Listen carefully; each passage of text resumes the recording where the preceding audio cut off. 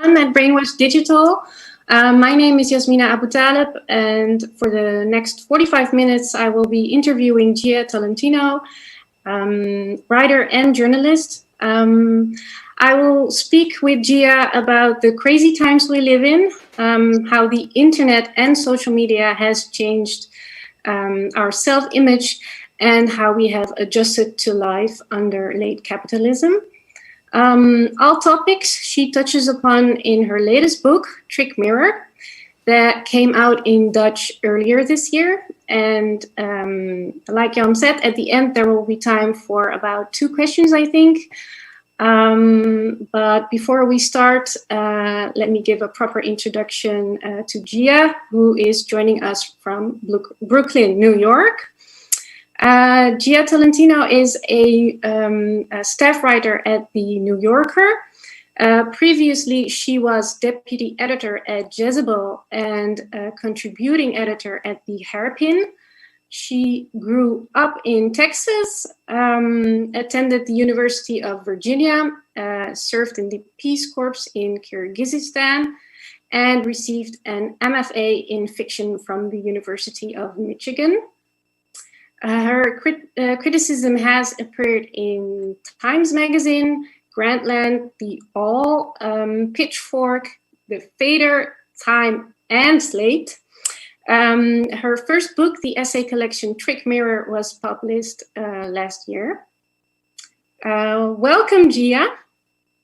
Thank you for having me, and thank you for talking to me this morning for me, afternoon for you. Yeah, thank you so much for joining us. So, do you know what the book title is in Dutch? You know, I was just trying to remember how to pronounce it when you were talking. I cannot pronounce it correctly. Wait, will you say it to me and I'll try to say it back? Yeah, I will say it to you. It's Spiegeldolhof. Yeah, Spiegeldolhof. Yeah, and the subtitle is Reflecties op zelfbedrog. Wait, how do you say self-delusion again? Zelfbedrog. Self-bedrog. I can't do it. How does that sound? It sounds like my mouth can't make those sounds, but I love the Dutch title. I had a lot of fun with a journalist trying to say it right, but Spiegeldolhof, I can't do it. So your book has translated into many languages now, even Dutch. It has been a New York bestseller. Can you maybe take us back to the moment you decided you wanted to write this book? Yeah, I have to say, I'm still continually and very genuinely shocked that it has been translated into even any other language at all, that, the fact that there's any interest in it in any country outside of the States, the fact that there's interest in it in the States is still a continual surprise to me. I mean, and a real honor, because so much of the book, the book is, a lot of it, as you were saying, is about capitalism, but a lot of it, in my mind, I was sort of limiting the scope of what I was thinking of to this particularly American brand of hyper accelerated, like very cruel, the capitalist system where it's the richest country in the world and we don't have universal healthcare. It's that specific contradiction that I feel like I was writing into. So it's amazing to me that that parts of the book feel relevant in places that have functioning social safety nets and things like that. But when I was thinking of writing it, and it's funny, coming up on this next election is making me remember the feeling that provoked me writing it. It was sort of the winter after the election of 2016. And I just felt very confused about everything. I was confused about the fact that like understanding a situation didn't really mean what I thought it meant, like as with the election in 2016, it was like, here is this very clear, morally clear situation, and the very obviously morally incorrect thing still happened. And all of the media in the States messed up the coverage of the election. I was so certain that Hillary would win. And the state of sort of doubt and uncertainty I was in for a while after that, and kind of still am in, it made me think, okay, like how can you write about this moment and be really clear about your uncertainties and your doubts and your confusion, but also try to draw something productive out of being honest about that confusion. And I think I was just thinking about like what would writing like that be like, and how could you try to do it? And it was mostly just me trying to solve this mental state for myself. And then but I also sort of figured, you know, the next 4 years are going to be bad anyway, might as well be bad in the way that they're bad when you're writing a book. The subtitle is Reflections on Self-Delusion. I think I've heard you say somewhere, or maybe read somewhere, that your cheerleader coach used to say, "Fake it till you feel it." Fake it till you feel it, baby. Is that what you mean by self-delusion? Well, you know, that's one of the things, certainly. And I think, you know, I think that I like the fact of self-deception or self-delusion, it is kind of omnipresent, and it's not always, it's not like there's a spectrum of extremely pernicious and harmful to essentially like socially productive self-delusion. Like I think you know, like let's say we were just talking about our babies that we've had during the pandemic. And, you know, I think that there's a sort of productive, like on the very productive end, there's the version of self-delusion where you really don't feel like being happy and being present for someone you love, like a baby. You know, like you wake up and you're in a horrible mood, but you're like, okay, I'm going to be kind, and I'm going to tell myself that I'm happy to be awake at 3 a.m. for an hour with this crying baby. And then sometimes at the end of that hour, you are happy again, right? And that's sort of, that was the thing that always intrigued me about what that cheerleading coach always said, was that I essentially found this like a somewhat evil command, you know, fake it till you feel it. But there's a way in which you know, I have found that mechanism. Like sometimes you can actually do that, and sometimes you need to. Sometimes you need to try to make yourself feel present and generous, and, you know, to try to pay attention, and then you really do. Mm-hmm. But then, you know, on the other end, there is the sort of fact of self-delusion. It just, like the other end of it seemed to me to be the mode of self-delusion that's embedded in, I don't know, capitalism generally, or just the structure of social media, where I think the entire internet is really structured to deceive people about who they are, or what they're doing, or what is being done with their time, or just the nature of the self and identity, you know? And so I think, like, as a concept, it's flexible to me. It's not necessarily this singularly awful thing. Mm-hmm. I think it's just sort of this narrative constant, you know, like the famous Didion line, like it's like you can't make a narrative out of anything without some level of self-delusion, I think. And I was just kind of trying to examine it as it exists in our situation right now. Yeah. Well, if it wasn't for self-delusion, you probably wouldn't have a baby in the first place. Oh, yeah. I mean, and actually like, oddly enough, I feel that having a baby is one of the things that I've been possibly least self-deluded about, because I'm like, this is an unethical, like, I think it's a completely unethical thing to do, like for the environment, for, you know, and just for the world that they're going to live in. Like, I don't think it's going to be good. And I had a lot of, like, I think that having a baby in a lot of ways is just transparently, horrifically narcissistic and selfish act, you know? Yeah. You know, like, it's like, oh, I want another one of me. And yet, you know, especially in these times, but yeah. Exactly. Okay. But yeah, no, there's 100%. It's like, oh, this vague hope that they'll leave the world better than they'll give more than they take. And it's like, which of us is, you know, I think, yeah, the idea that any of us are giving more than we take is a dubious one to me, you know? Yeah. So you just mentioned the internet. So what do you think are the mechanisms in internet that make it such a self-delusion machine? Yeah.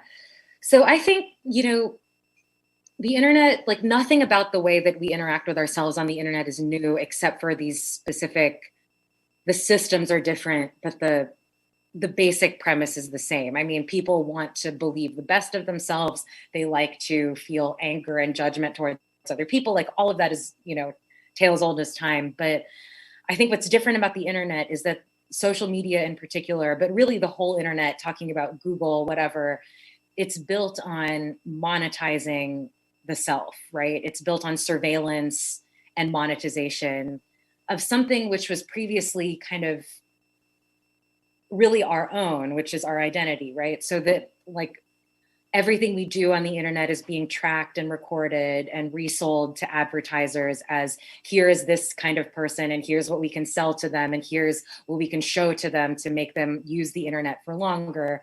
And social media, it's the whole thing is just like monetizing identity, monetizing addictive use and compulsion.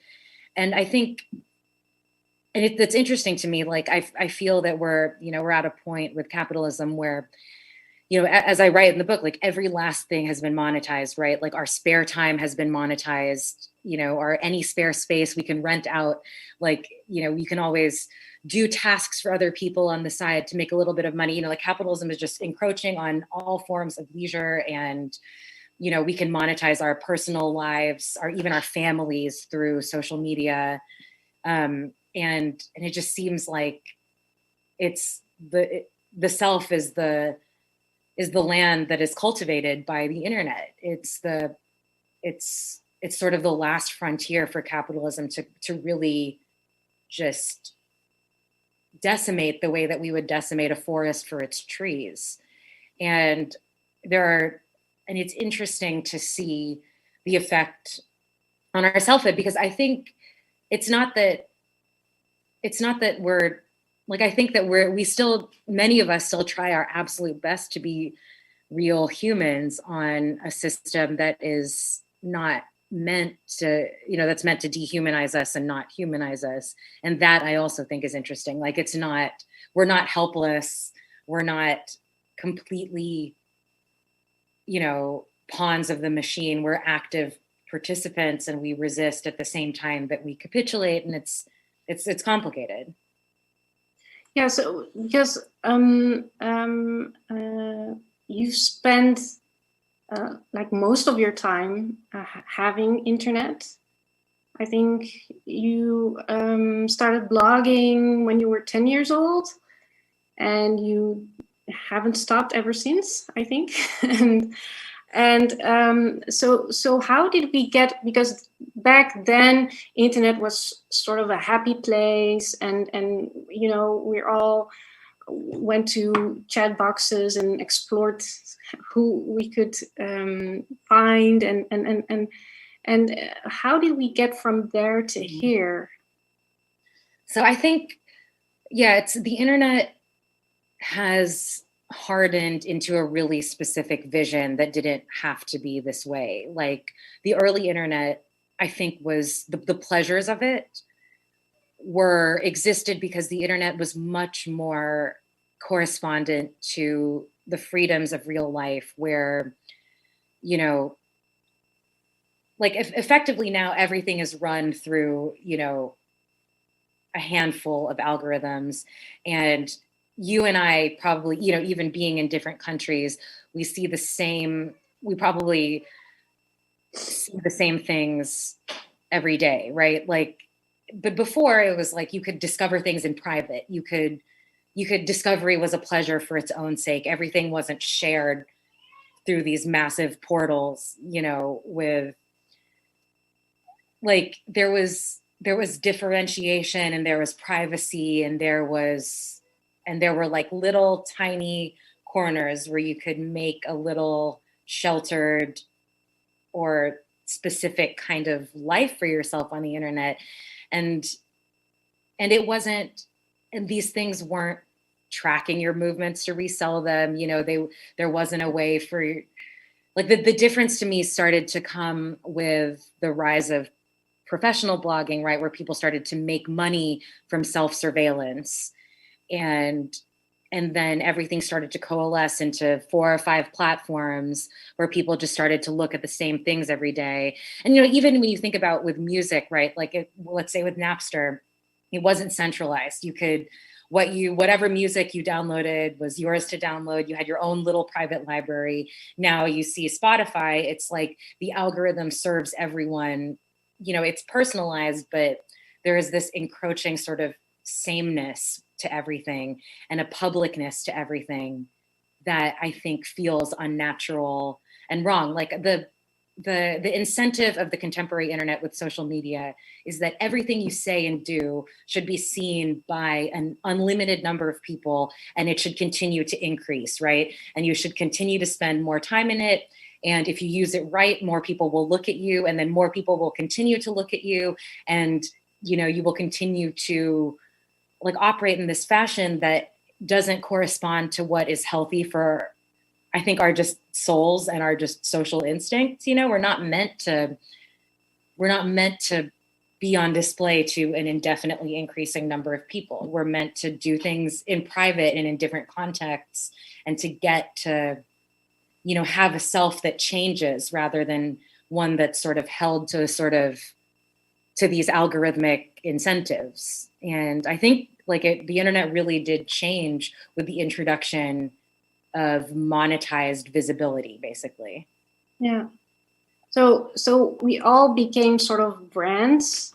The self-image is so important online. So how did the internet change how we look at ourselves?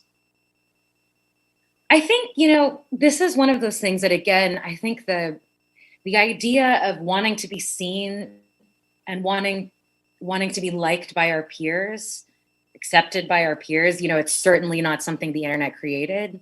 And I don't think, again, like, I don't think that we're all powerless to this. I think that most people understand that the way the internet wants you to be like a little Pac-Man just eating likes all the time, gobbling up approval. I think most people understand that it's unhealthy and try to find ways to resist that and still be themselves.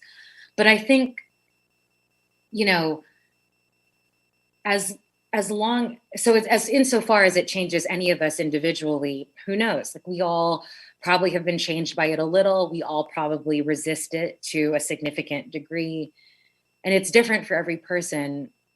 But I just tend to think, at the beginning of the pandemic, something that I was getting asked a lot, because do you remember, like, right at the beginning of the pandemic when everyone was being very kind of sweet and vulnerable on the internet, being like, here's my messy room, here's this ugly thing I cooked for dinner tonight, like, my house is a mess, And there was this question of whether the internet was becoming nicer, whether people were becoming realer, and, we were starting to, there was this backlash against influencers and celebrities showing off their beautiful houses. And, there was this, what seemed to be a correction. And I was of the opinion that, sure, like, maybe there is this little correction, but as long as the incentives, as long as what is monetized is the same, the internet will continue to, as long as the incentives are what they are, we will continue, we as a broad people, maybe not we in particular, will continue to be pulled towards, virality and visibility and increased reaction and glossiness and over consistency. The things that the internet values will, you see it politically, right? Like, the things that the internet incentivizes and monetizes the most, which is disinformation, rage, like anger at our peers. These things that the internet foments continue to be the biggest stories, like of what the internet is doing politically. It's all bad, you know. It like in the aggregate, it is all very bad, even though good things politically happen on the internet all the time. What's incentivized seems to always rule the day. Mm-hmm. So is there because you said during the pandemic we were vulnerable and showing how we lived, and actually also had to, because you had to Zoom from home, so you didn't have much of a choice. Before, because for me, what I find difficult about the internet and social media is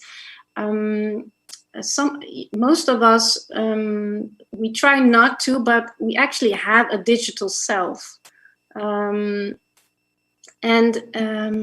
That's very ambiguous, because I was wondering how do you look at the way you present yourself on the internet? Because in one way, we all try to look at our best and be funnier and nicer and sweeter and etc. But at the same time, we also want to be genuine and not fake it too much, because people will notice if you fake it too much. So yeah. Well, it's interesting. During the pandemic, one thing that I found difficult about this is that the normal way I think about the digital self could no longer apply. I mean, generally, I try to be no better or worse online than I am in real life. I don't want to try to make myself look better. And I don't want to let the internet turn me into a worse person online. Like, do you know those people that are like really annoying online, but totally lovely in person? Yeah. And then there's people like that. And then there are people that look a lot better on the internet than they do in real life. And I didn't want to be either. I was like, maybe the way forward is just to kind of be the same, be exactly as stupid or smart or annoying or, chill as I am in real life. And generally how I always thought of it was like, as long as my real life, my physical life takes up more space in my mind than the online one, as long as my real physical self and day is the thing that matters to me, not my online self and my online day, then I'm not going to think too much about whatever I look like online, because it will just it will have some sort of correspondence to the thing that is actually important, which is my real offline life. But in the pandemic, we don't have offline lives really, right? Like the friends that I would normally go see after work, I'm talking to on the internet and I'm looking at their lives on Instagram instead of seeing them in person. And, our physical lives were shrunk to one room in which we look at a computer all day, if we're fortunate enough to have these kinds of jobs. Mm-hmm. And so that I found really confusing. And actually what it did was make me withdraw from the internet, because to me, like, there has to be some correspondence. It has to, if I didn't have this large offline life, then I couldn't really have a large online life either. And I found myself pulling away because there wasn't this reality to balance out the digital world. So I found myself retracting and I enjoyed the internet less when I had less of a real world to balance it off of, And so, I mean, effectively what it translated to me was like, I got off Twitter in July. I use Instagram now, but that's basically it. Because I haven't found a way. I always told myself it's like, however, I use the internet a lot for work. I'm on it a lot for work. It was often annoying to me, but it was like, as long as it feels more fun than it feels bad, as long as it feels more productive than it feels like it's draining you, that's fine. But at some point in the pandemic, for me, I like just the balance was off. And I kind of thought, if you've been writing for 5 years about how bad this all is, maybe you should take a step back and see what it's like, And what has that brought you? Well, I don't miss, it's interesting to I've been taking in the news for the first time in a long time, with it not being mediated through people's personalities, like so much of how I got my news was from Twitter before. Mm-hmm. And it was so much more like emotionally urgent and conflict ridden, because there was not only the news, it was how other people felt about it, and then how people felt about how other people felt about it. And there's this real just continual vortex of opinions about opinions about opinions about opinions about opinions, right? And part of that is interesting to me, because I am interested in the way we all process ideas and movements collectively. But I have to say, it's been kind of nice, it's been nice to just read straight news every morning, and to, it's been pretty nice. Like, I don't know when I'm going to go back. Yeah, it sounds like you won't. I know. We'll see. So what will that do to your job? Because your I know, I write about the is so much linked to the internet. Well, I have, in general, I have been wary, especially since the book came out. I don't want to keep writing about the same thing over and over, like, I think it's very easy as a writer to just develop a subject and, kind of beat that subject to death. And, it's the same thing. Like, I haven't, like, there are certain things, like, I feel that the internet, the model of surveillance capitalism is so transparently bad that once I figured it out, at least to the degree that I was able to figure it out for myself, I get impatient with myself when I'm not able to find anything. Like, I haven't really, like, if there's nothing new, if the same bad things are happening, then maybe I don't need to write about the internet anymore. I don't know. It's confusing. So what made you question all of this? Was it the pandemic? Was it the baby? Was it something else? Well, I think even it's embedded in the book itself, like one of the first essay in it is about the internet, and it's about just, in fact, the question of most people had fun on the internet in the 90s, and now it's almost this kind of understood thing that the internet is bad, And I was just like, how did that happen? How did we get from, just this early sort of semi-radical internet to even the Arab Spring and all this to suddenly like, oh, Facebook is producing right-wing dictators all over the globe. Like, how did we suddenly get here? And it was embedded in, like, one of the things I was interested in figuring out for myself in writing that essay in 2017 was like, I know that these systems are bad and exploitative and, probably eating holes in my brain. And yet I use them all the time. Why? Mm-hmm. And I think part of me was always wondering, like, could I even really take a break? Like, am I so addicted to the internet that I couldn't take a break? And so I think I just wanted to see if I could. And it turns out I really can. But I think inevitably I'll be back. Like, my brain is polluted. My brain is permanently polluted. I'll be back at some point. Yeah. So maybe one last question about this eye in internet. And then we can maybe move to always be optimizing, because you write about how we perform in social interactions. We do that online and offline, and the difference is that offline we have a backstage where we can relax, where we don't have to perform or don't have to perform as much. And online there is no backstage area. So how do you deal with that issue?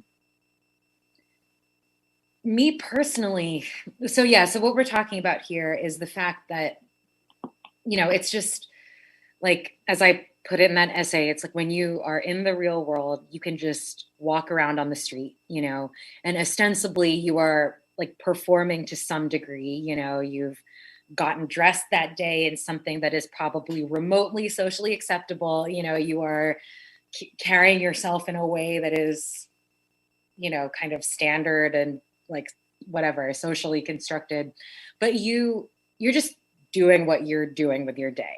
You know, you go meet a friend, you're having a conversation, you're performing to some degree and that you're performing the role of friend, but it's not really, it's often a completely unconscious action. You're just doing what you do.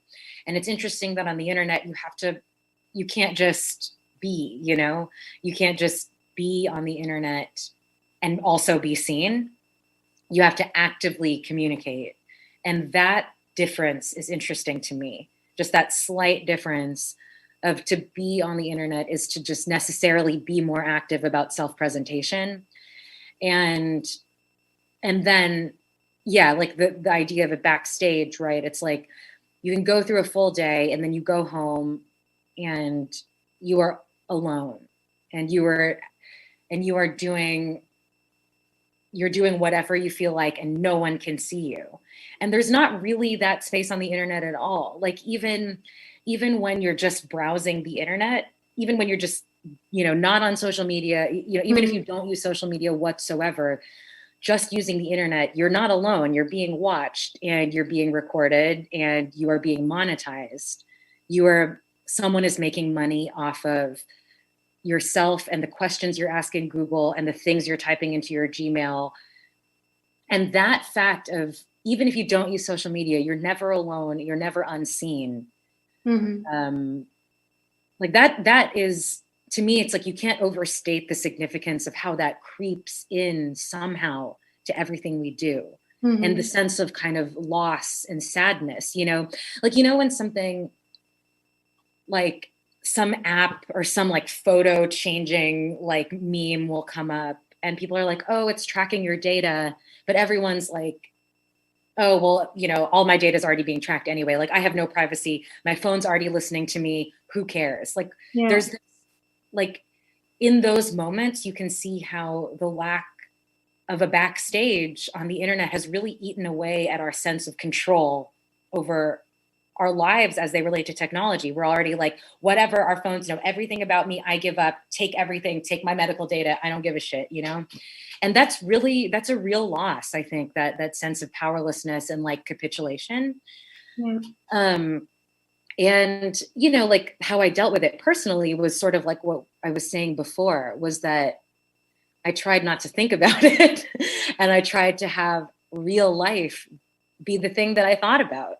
And I was like, that's the best I can do. And that equation is so different. To all of it, because you're not a very private person. You're very open and candid about everything, and also in your book and also a bit online, I think.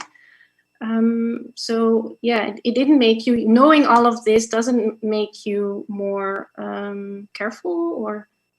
Well, I think I'm a little more careful than I seem, I think, like, but it is also true that, you know, if the self that I am presenting on the internet is pretty much my actual self, like as a person, I am very open. Like it's just always how I have been since I was a small child before the internet, you know, would always tell a stranger how my day was going, you know? And so I think, yeah, that's definitely part of why I made this one of the subjects of my book, is that like I'm wired to, like, something about the way I'm wired makes me kind of attracted to a lot of terrible systems in the world, right? Like the system of self-optimization that I write about. Like there is a huge part of me that, I mean, I think that's in one way that is a consistent through line in everything I write about. I write about systems that I know are bad, but that I've always found myself participating in with a lot of enthusiasm often, you know, Mm. and that cognitive dissonance between knowing something is bad and willingly participating in it, Yeah. it's also kind of, you know, I understand that I'm not alone in this mechanism, right? Like it often feels like that is one of the constants of contemporary life, is understanding that some system or other is really, you know, destructive and damaging, and yet like and yet we continue to be, even just like online shopping, right? It's like we know that warehouse conditions, you know, are miserable, and yet we often do it, right? That like we shouldn't have free 2-day shipping on anything, but Mhm. you know, the convenience outweighs the, you know, our moral understanding of the system often. Yeah. And it was like that actual just that confusion and that contradiction was one of the feelings that I wanted to write directly into, because I think there's a version of it in most people's minds. So when did you realize you were always optimizing? Well, so this is, I also think so writing about these things helps me to back away from them, you know? Mhm. Like I actually think that writing that essay and writing so much about the the idea behind this essay. I mean, I think, I don't know if you remember this, but for me, it is one of the earliest things I remember about being conscious of being a girl, was that I would read teen magazines, you know, I would like go to the grocery store and there would be magazines directed at women or directed at teenage girls in the checkout counter, and I would look at them while my mom was checking out for with, you know, with the groceries, and everything in it was about self-improvement, right? Like Mhm. every, like magazines that were meant for 12-year-old girls were like, here's this thing you can put in your hair to make it shiny, here is this, here are these clothes that you can wear to look better. Like there was always this underlying idea that to be increasingly more attractive and increasingly more liked, and obviously those things were and are connected in the like cultural consciousness, that that was implicitly the purpose of being alive as a girl or as a woman. And there are so many industries that are set up, you know, I mean, like none of this is new, right? Like the entire cosmetics industry, the entire, like there's so many industries set up to make that, to increasingly make that just like a part of life. And then what I think is interesting about it now is that there is this parallel trend born of sort of Silicon Valley era capitalism that's like, you know, quantify yourself, make everything as efficient and maximized as possible, you know, like get like this sort of efficiency and optimization economy is is one of the most powerful forces in like business right now. And I just find the intersection of those things interesting, at the same time that you have this other element of it, which is a sort of like a corrupted version of feminism that encourages it, right? That says that like focusing on you and your success is inherently feminist. Where I find that idea really bankrupt, but it's very, you know, present. Mhm. And so, I mean, to just actually answer your question, I think I have been conscious that this is an incentive ever since I was like, you know, 9 and painting my nails at a sleepover and being like, ooh, I look so cute, you know, Mhm. like this is what I'm supposed to be doing. Mhm. Um, and I think I wrote the essay and have been writing about it just to remind myself that like the underlying idea behind all of it is that women should be making ourselves look better until we die. You know, Mhm. that you should always be trying to improve yourself. Um, and you know, there's a version of that with Instagram that's like, you should always be trying to improve your surroundings. You should always be trying to just improve something about your life.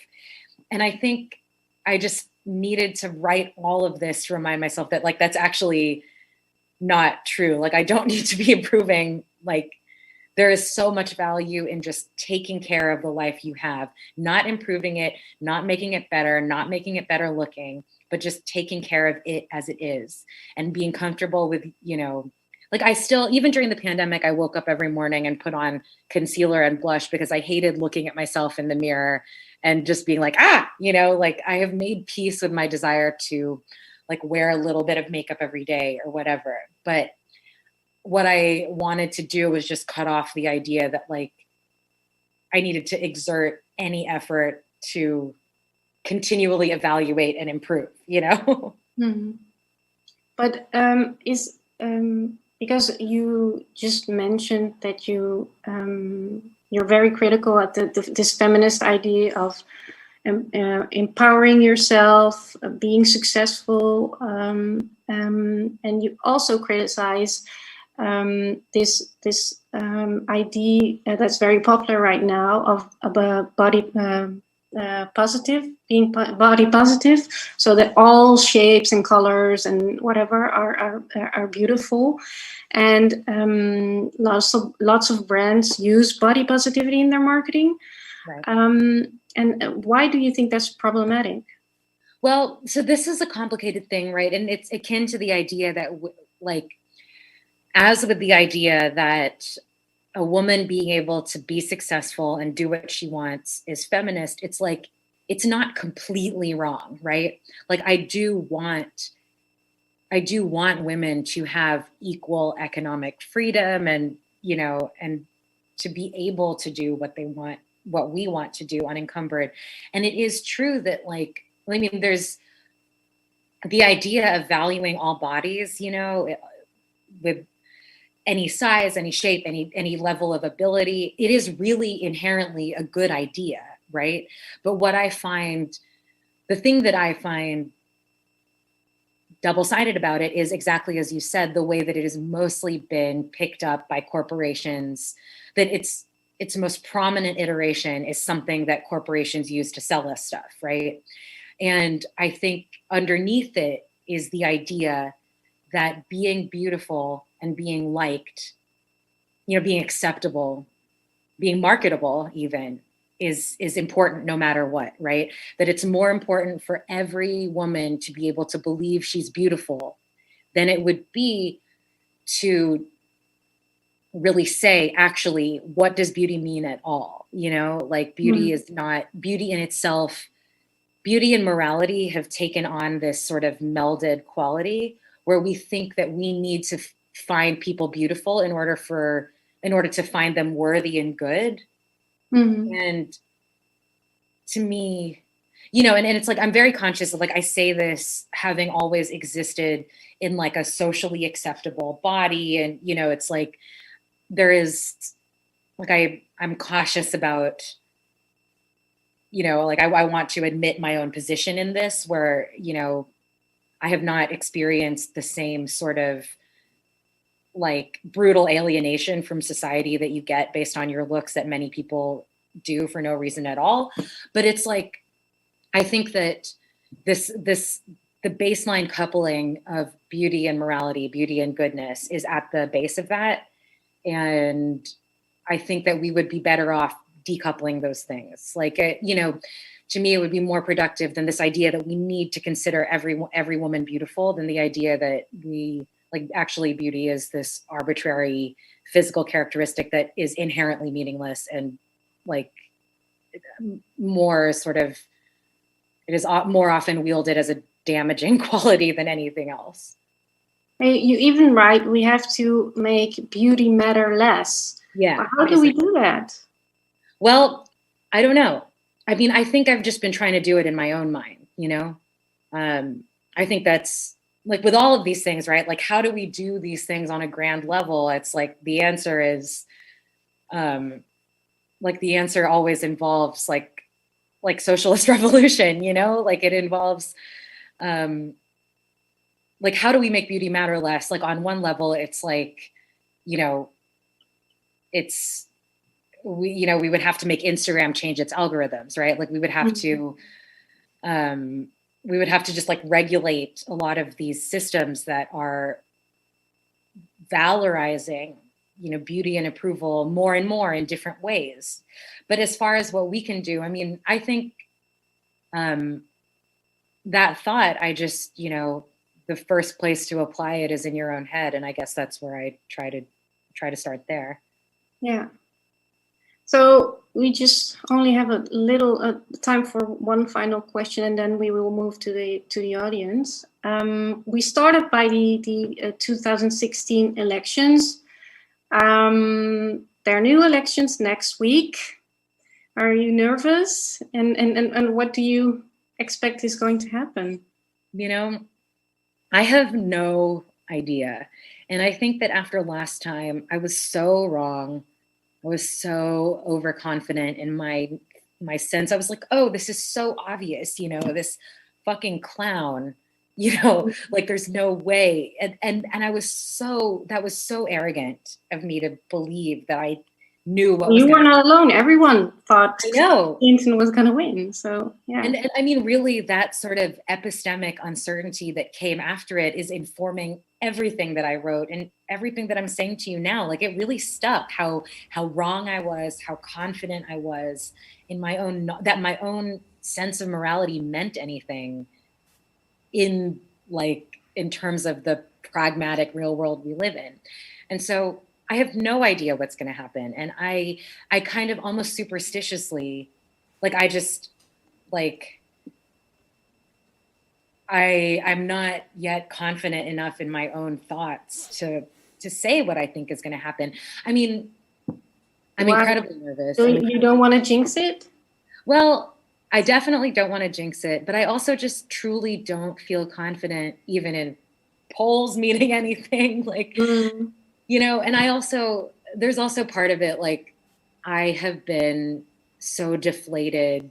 I mean, I'm obviously going to enthusiastically vote for Biden Harris, of course, but I find him a pretty disappointing candidate. Ever since he knocked Bernie Sanders out of the primary, I've been it is the state of politics in America is not this is an election between it's like here's a devastating possibility and here is a possibility that will be all right. It's not here is. Yeah. That's often the case. Yeah, exactly. Two bad things or exactly. But it's just the fact that the States just lacks a real party of the left is weighing heavily on me right now. Yeah. Did you follow the elections in New Zealand? Yeah. I mean, it's great that she was reelected. Yeah. I have the feeling on Twitter, I was on Twitter, and everyone had the feeling that everyone is now, jealous of New Zealand and oh, enormously. Are you kidding me? I mean, even just the public health response to COVID, right? Imagine, to me, imagining a decisive, an effective public health, federal public health response. It feels like this utopian fantasy. Decisive public health informed policy is to me that's unimaginable because of how terribly we've handled it in America. Yeah. So unfortunately we have to stop right here, but we're not done yet because we have still 2 questions from the audience. Jan, can you help us out? Yes, I certainly can. We have quite a lot of interesting questions that came in from the audience. I do think some of them you have touched upon already quite closely, maybe not directly, but so I'm going to pick out at least 2 and let's see how long the answers are and then see if we can do a third one maybe. So the first one I would like to ask you was posed by Chenna Brunt. And her question is the influencer tricked and trapped by the internet, or is he or she tricking the internet, having found the ultimate monetization model? That's such a good question. It's endlessly interesting to me because I even even after my book came out, I was asking the same thing about myself, right? Like the book was more successful than I anticipated. And so much of the book is about how self-commodification is spiritually destructive. But even in the book selling, I was just quite directly commodifying myself, right? And so it's like, even as the mechanism of profiting from something, even as it wreaks havoc on you, or, even as it profiting from something, even as it profits from you, that's another thing that I think is like a kind of low level constant in contemporary life. And the influencer, like the purest example of this is the influencer, right? Someone who's being corrupted by the internet, even as he or she, and I think it's like 85 to 90% of influencers are women. If you take the strictly Instagram realm, it's probably different on YouTube, but I think the answer is definitely both. And I thought of that similar, like it's similar to, like, let's take the structure of just gendered power, of male power. This is a system that women often find themselves in a position of benefiting from, even as it feeds off of them, right? Like you get some sort of protection in exchange for capitulation or whatever. And I think that the answer is always both. And there's always this question of like, can the question sort of becomes this really terrible question of can the influencer, like let's take like the Kardashian family, like it becomes like, can they profit more than they are being corrupted by?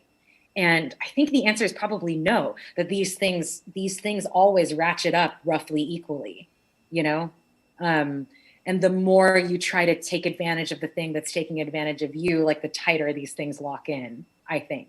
I'm not sure, but I think. All right, thank you.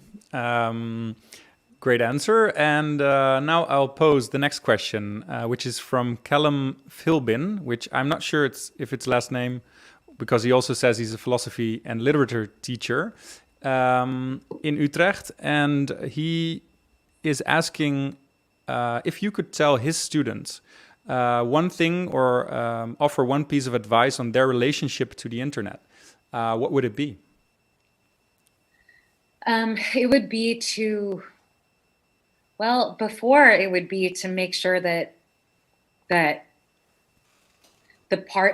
are significant parts of your life and your relationships and yourself that the internet can't touch, and I think especially for like people of my generation, and certainly the generation younger than me, I guess what your students would be, and like, it is harder and harder to have things that the internet can't see or touch.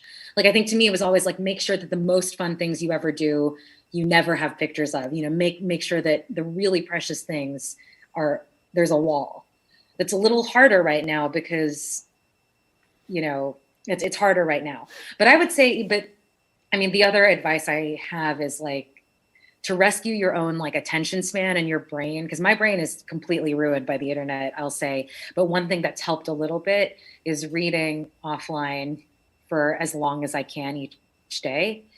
Making sure that I just read on paper where there is not my email or social media or anything else that could possibly, like, to head off that feeling of like anything you read being like, okay, wait, here's, you finish a page and you're like, okay, I'm going to like look at something else for a second. That feeling I find really destructive to just concentration and engagement and just like actual deep thought. And so for me, it's just like, I read. It's different now that I have a 2-month-old infant, but before I would just read for an hour on paper, like read a book at least for that amount of time before I went to sleep, and just kind of knit my brain back together from whatever the internet had done to it that day. And it helped. All right, great. Well, I think we do have time for one very last question from the audience, and it's one that I wasn't sure about, because I think you did touch upon it, but maybe not as directly as it is stated. So I think I'll just ask it, and then you can see what you do with it. You describe how social media monetizes identity. Can this system be changed, or are we at the point of no return? So this is the perpetual question. And it's like, the answer is absolutely it can, but it would require, it would require a sort of real toppling of capitalism at this stage as we know it, right? Like there's so much profit to be wrought out of our daily use of the internet and of this surveillance. The surveillance model is minting money for the biggest companies in the world right now. And as long as that's true, there is no incentive to change it for anybody, right? And like our little actions to resist it can exert little pressures, like even now there's talks about antitrust regulations, against Amazon, like things that need to happen. But the question of whether we've reached the point of no return with the internet, to me, is like very twinned with the question of, have we reached the point of no return with capitalism? And I think we all might have our own answers to that. Like my instinct is to say, yes, we have, but perhaps that is, that is definitely all the more reason to mount as significant an outcry and resistance as we can. The book, Shoshana Zuboff's book, The Age of Surveillance Capitalism, like anyone who's thinking about this and hasn't read that book, it's kind of the definitive word on that as far as I'm concerned. And she sort of frames it in terms of the environmental movement, in the 70s, right? Like to Silent Spring, like there was this possibility that we had corroded the earth beyond measure, but there were massive changes put in place after that, massive regulatory safeguards in the States after that. And there is still a window to do that with social media. But like it will require like a significant paradigm shift on the part of all of us, and a significant, collective outcry that these systems are not workable, that we won't accept them. Okay, thank you very much. On behalf of the audience, of course. Yeah, thank you guys for hanging out with us today. Yeah, thank you to the audience, and thank you so much, Gia, Tolentino, for joining us. It was so wonderful to talk to you. Yeah, same here. Thank you so much. All right. And thank you, dear audience, for joining us at Brainwash Digital. If you've missed part of the stream, don't worry. You can rewatch it up to 10 days until after this event. We would also like to hear your thoughts on the event, so please leave your feedback clicking on the feedback button. And there is going to be more Brainwash Digital later today. We have Marta Nussbaum at 8 o'clock, so tune in and look forward to seeing you again. All right, thank you.